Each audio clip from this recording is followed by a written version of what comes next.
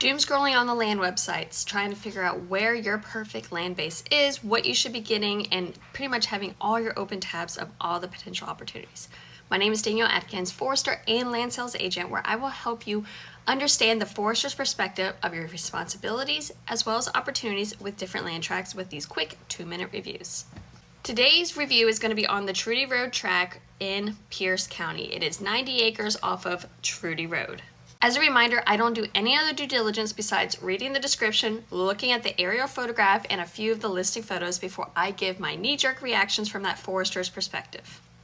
As a 90-acre parcel, you are at that around medium-sized landowner, which means you're not considered necessarily a small landowner because small landowners are 40 acres and under, and larger acres are going to be subjective depending on who you're talking to, but in my definitions are going to be about your 500 acres and more. So between 40 acres and 500 acres, you're looking at more of that medium size, and that's because you have enough space that you can do some diversity, but it's not like you are doing some type of timber harvest or some type of major management every single year because you have so much land base.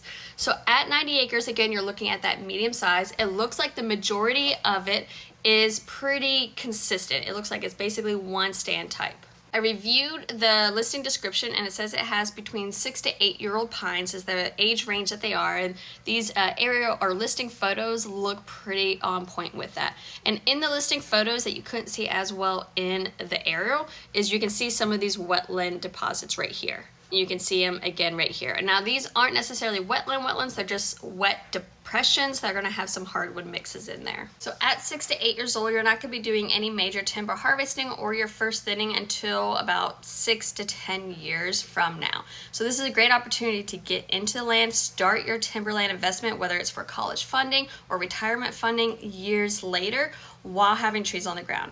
Now that in mind too, you're not gonna have a lot of understory since the majority of this is seemingly in pine plantation with a few exceptions of these depressions that were left and are growing up in oaks, which will provide you some habitat diversity. For the next 6 years, you're really not gonna have a lot of that understory because as your pines are growing, it's gonna shade out everything in there and you're not gonna really see any of that habitat come back until after that first thinning.